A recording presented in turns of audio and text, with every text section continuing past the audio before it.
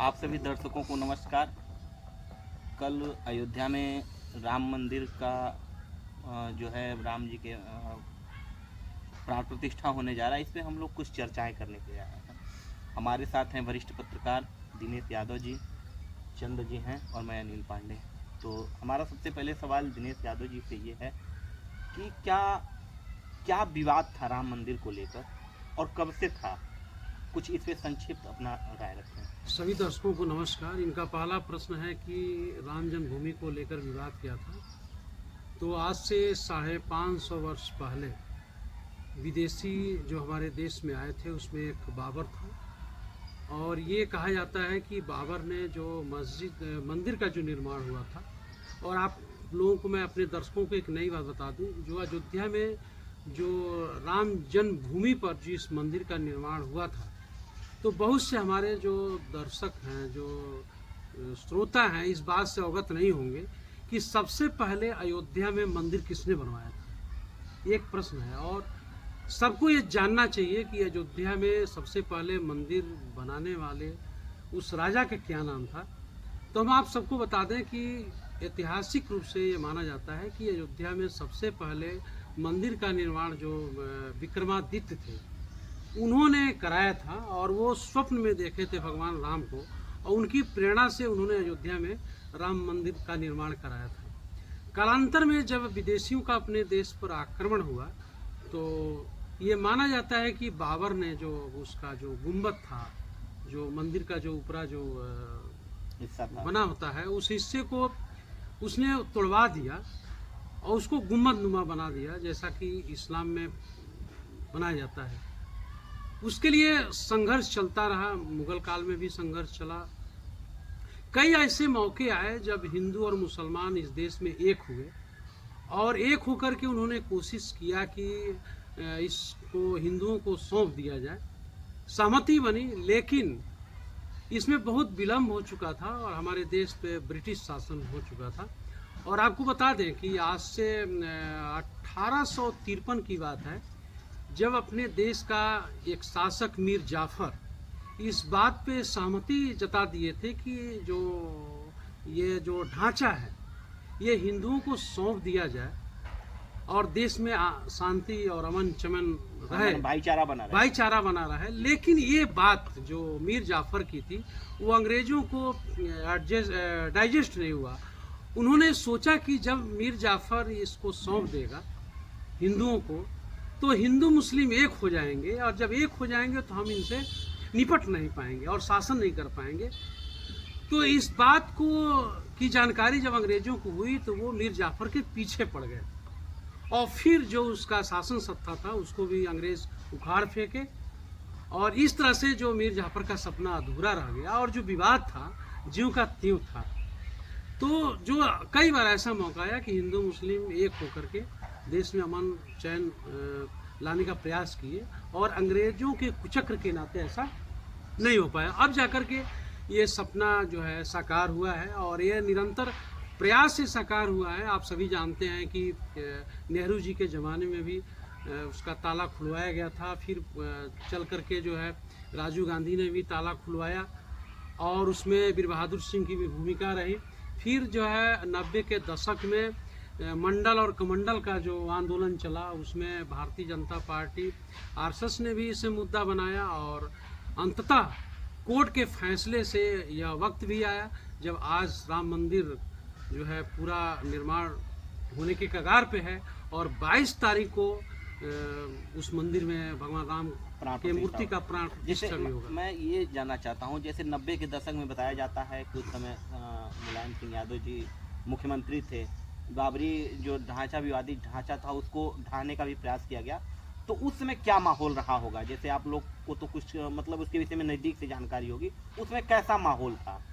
जैसे आपने सही बात कहा कि हमने कालखंड को करीब से देखा है, और मैं उस समय जब ये आंदोलन चल रहा था तो मैं बीएससी फर्स्ट ईयर में था, और उस समय हम लोगों को राजनीतिक समझ कम हुआ करती थी। सच बात यह है कि जो कांग्रेस का शासन था, उस शासन को किसी तरह से डिस्प्लेस करना था पॉलिटिकली।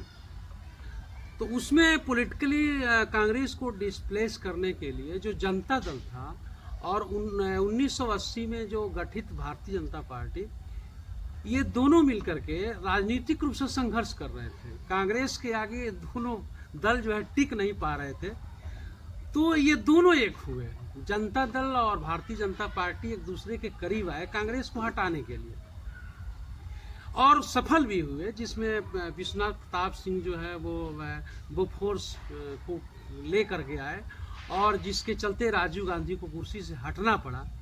लेकिन ये जो आपसी जो समझौता था राजनीतिक रूप से, वो ज़्यादा दिन तक नहीं चल पाया।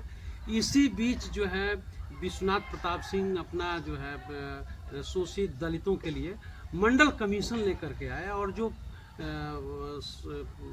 बहुत दिनों से पड़ा हुआ था उसको बाहर निकाला उन्होंने मंडल कमीशन को, और लागू किया उन्होंने। तो इसी बीच जो है बहुत बड़ा समाज में एक ये हुआ कि इसको लेके संघ आंदोलन चलने लगा। अब बाद में चल करके भारतीय जनता पार्टी को भी ये लगा कि अगर ये मंडल किसी तरह से अगर सफल हो रहा है, तो हमको भी अपने राजनीतिक रूप से स्टैंड करने के लिए कोई न कोई मुद्दा खोजना होगा।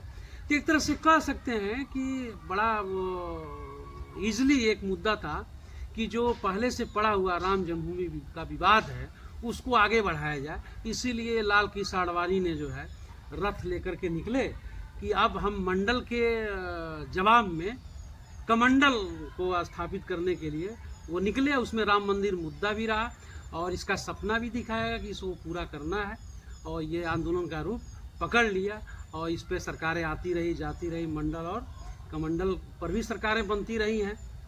जैसे बताइए जा रहा है कि 550 वर्षों के बाद इस तरह का अवसर आया है, जिसमें ये भी देखा जा रहा है कि कुछ जो धर्माचार्य हैं, जो विद्वत लोग हैं, कुछ लोग इसका अलग रूप दे रहे हैं, तो कुछ राजनीतिक पार्टियां भी हैं जो इसको राजनीति का रंग दे रही हैं।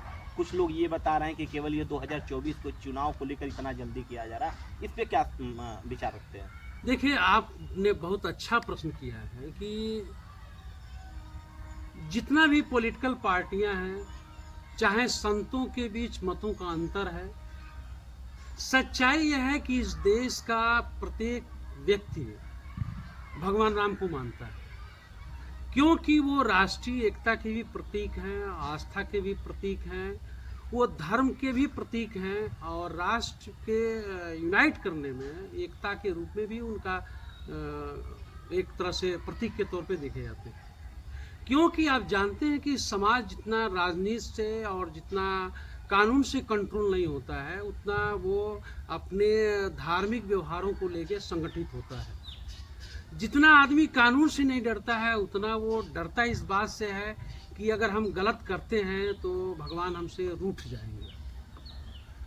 तो आज जो ये विवाद देखने को मिल रहा है, वो शास्त्र को लेकर के और एक तरह से समय को लेकर के, और एक तरह से हम कह सकते हैं कि विभिन्न जो मत हैं इस देश में, लंबे समय तक कई मत रहे हैं, तो सभी अपने अपने नज़रिए से उसको देख रहे हैं और अपनी बात को कह रहे हैं। एक और चीज़ गलत हो रहा है कि जब कोई व्यक्ति किसी के बात से सहमत नहीं है, अगर अपनी बात को कह रहा है, इसका अर्थ ये नहीं होता है कि वो राम का विरोध कर रहा है। जैसे आज के युवा इसको अपने दूसरे ढंग से ले रहे हैं। कोई राम का विरोधी नहीं है।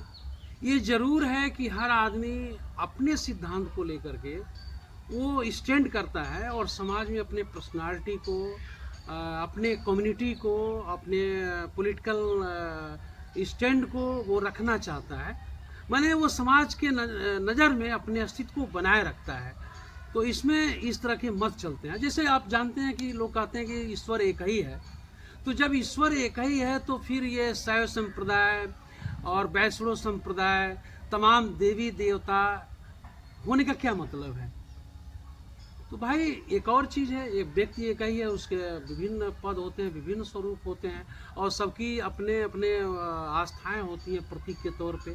तो उसमें बहुत ज़्यादा उतावला नहीं होना चाहिए, युवाओं को धर्म के स्वरूप को समझना चाहिए। और आपको बता दें कि एक श्लोक में कहा गया है कि धर्म यो बाधते धर्मो स न धर्म कुधर्म का अविरोधात यो धर्म स धर्म सत्य विक्रम। वह कोई धर्म नहीं है जो किसी धर्म का विरोध करता है। सच्चा धर्म वो है जो किसी धर्म का विरोध नहीं करता है। बहुत से लोग धर्म का अर्थ दूसरा कुछ समझ रहे हैं। अब पूछेंगे यहाँ धर्म का क्या मतलब। अब भाई देखिए, धर्म किसी भीड़ का नाम नहीं है। भीड़ 2-4 घंटे के लिए होती है, एक महोत्सव के तौर पे होती है।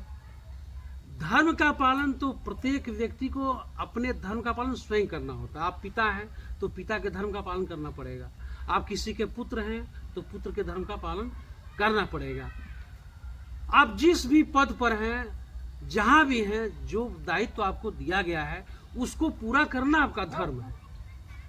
तो धर्म तो हमेशा आपको व्यक्तिगत तौर पे ही पूरा करना है। अच्छा, अगर हम धार्मिक दृष्टिकोण से देखें हाँ। तो जो ये माहौल बना है, मान लीजिए अक्षत कलश वितरण हुआ, फिर राम जी का वो निमंत्रण वितरित हुआ, फिर इतना बड़ा इवेंट हुआ, यानी पूरे भारत में अगर कुछ प्रदेशों को हम छोड़ दें तो पूरा मतलब इसको माहौल बना दिया गया है। और माहौल दिख भी रहा है क्योंकि दुकानों पर भीड़ है, लोग दीप जलाने की तैयारी कर रहे हैं, उत्सव की तैयारी कर रहे हैं, और होना भी चाहिए। लेकिन कुछ लोग हैं, कुछ प्रदेश हैं जो इसको दूसरे नज़रिए से देख रहे हैं, उस पर क्या कहना चाहेंगे? देखिए, एक ही घटना को आदमी किस नजरिए से देख रहा है या उस व्यक्ति पर निर्भर करता है। घटना एक ही होता है, नजरिया अलग अलग होता है। कोई व्यक्ति जब इसको धार्मिक नजरिए से देख रहा है तो उसमें अति उत्साह है, उसको आनंद की अनुभूति हो रही है। अगर कोई धार्मिक व्यक्ति है और जब उससे इस प्राण प्रतिष्ठा के बारे में पूछिएगा तो चहकते हुए अति आत्मविश्वास के साथ प्रफुल्लित मन से इसका वर्णन करेगा। लेकिन ठीक उलट इससे कुछ धार्मिक, जिसका पूरा धर्म में आस्था न हो, उससे बात करिएगा तो उस माहौल के अनुसार वो अपने को व्यक्त करेगा, दूसरे को देख करके अपने खुशी को एक्सप्रेस करेगा। तीसरा पर्सन ऐसा भी होगा जो एकदम पॉलिटिकली होगा, वो और एकदम दूसरे मिजाज का होगा, और जब हम उससे बात करेंगे तो वो दूसरी तरह का रिएक्शन देगा। तो ये व्यक्ति के स्वभाव पर निर्भर करता है। और आपको बड़े हमें खुशी हो रही है कि कुछ हम ऐसे लोगों पर भी बात करेंगे कि हर कालखंड में भी महापुरुषों के अपने अपने राम रहे हैं। तुलसी के अपने राम हैं, वाल्मीकि के अपने राम हैं, और गांधी के अपने राम हैं, और राजनीतिक पार्टी के अपने राम हैं। इनमें अंतर क्या है? अंतर आप समझने की कोशिश करिए। जो वाल्मीकि के राम हैं वह उनके समकालीन राम हैं, और वाल्मीकि के नजर में राम एक ऐतिहासिक पुरुष है। वो सभी घटनाओं को अपने आंखों के सामने घटित होते हुए देख रहे हैं।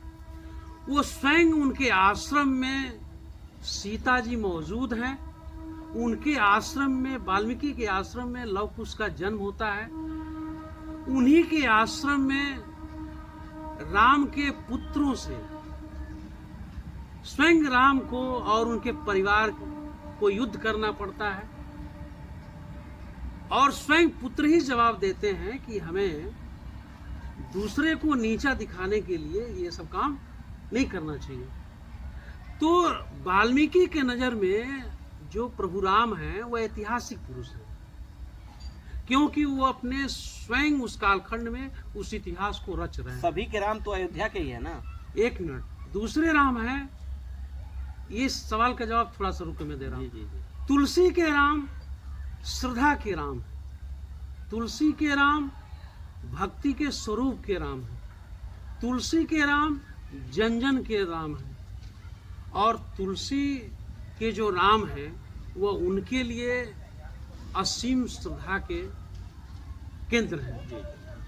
वो भक्ति के नजर से भगवान राम को देख रहे हैं। इसीलिए तुलसीदास जी ने भगवान राम को पुरुषोत्तम राम कहा, मर्यादा पुरुषोत्तम का। उसके बाद गांधी जी, तुलसीदास जी ने खुद लिखा है कि जन्म जन्म मुनि जतन कराही, अंतकाल मुख निकसत नाही। जो बहुत बड़ा भक्त होता है राम का, बहुत बड़ा भक्त होता है, उसके मुख से अंतिम काल मरण शैया पर राम का नाम निकलता है, नहीं तो मुंह बंधनों में बंध जाता है। और सभी जानते हैं जब नाथूराम गोडसे ने गांधी जी को गोली मारा तो उनके आखिरी शब्द यही थे, हे राम। और रघुपति राघव राजा राम नित्य जो गान करते थे गांधी जी, तो 20वीं शताब्दी का अगर कोई सबसे बड़ा राम भक्त है तो महात्मा गांधी है। रोज, और गांधी जी के लिए राम क्या है? जीवन है। गांधी जी के लिए राम जो है जीवन शैली है, और वो संकल्प भी लेते हैं कि हमें इसका पालन करना है। अच्छा, गांधी जी आज जहाँ होंगे, ये अवसर देख के उनको कैसा महसूस हो रहा होगा? बहुत अच्छा महसूस हो रहा होगा, क्योंकि हमको लगता है कि 20वीं शताब्दी में गांधी से बड़ा और राम राज की संकल्पना करने वाला कोई दूसरा महापुरुष नहीं था। और इसी का देन था कि पूरा भारत ब्रिटिश शासन के खिलाफ गांधी के साथ चलता था। तो उन्हीं के पार्टी के लोग हैं जो राम सेतु पर सवाल उठाते थे कि राम है ये नहीं है, राम का कोई अस्तित्व नहीं है। गांधी जी, तो फिर उनको क्या कहना चाहेंगे? गांधी जी किसी पार्टी के नहीं थे। नहीं, उनके मतलब उनका सरनेम लगा के जो अपना रोटी सेक रहे हैं, मैं और उनका कह रहा हूं। 1947 के पहले, भारत आजाद होने के पहले जिस कांग्रेस का गठन हुआ था, वो कांग्रेस ब्रिटिश शासन के खिलाफ हुआ था। उसमें सुभाष चंद्र बोस से लेकर के और जितने भी बड़े बड़े क्रांतिकारी थे, वो सब कांग्रेस के लोग ही थे जो संघर्ष कर रहे थे। कहने का मतलब तो उनका कोई पॉलिटिकल मामला नहीं था। गांधी जी ने स्वयं कहा था कि अब इसका कांग्रेस का उद्देश्य पूरा हो गया, उन्होंने स्वयं कहा था। तो गांधी के अपने राम हैं। दूसरी चीज, और आप क्या पूछ रहे थे? मैं ये पूछ रहा था कि मतलब जो सबके अपने अपने राम तो ठीक है, लेकिन राम अयोध्या के ही रहने वाले थे ना? आपने बहुत बेहतरीन प्रश्न पूछा। जो सांसारिक लोग हैं और जो जिनकी ज़्यादा धर्म ग्रंथों में जानकारी नहीं है, वो अयोध्या के राम को ही अपना राम समझते हैं। सच्चाई यह है कि रामस्य राम, राम के लिए कोई जगह निर्धारित नहीं है, राम के लिए कोई स्थान निर्धारित नहीं है। और वो जो सर्वव्यापी राम हैं, वो सगुण भी हैं, वो निर्गुण भी हैं, वो दिखने वाले भी हैं, नहीं भी दिखने वाले हैं। ये व्यक्ति के ऊपर डिपेंड करता है कि वह रामस्य राम का भक्त है, कि अयोध्या के राजा राम का भक्त है, कि उस वनवासी राम का भक्त है जो अपने पिता के एक आदेश पर अपने सिंहासन को ठुकरा देते हैं, जटायु को गोद में उठा के अंतिम संस्कार करते हैं, सबरी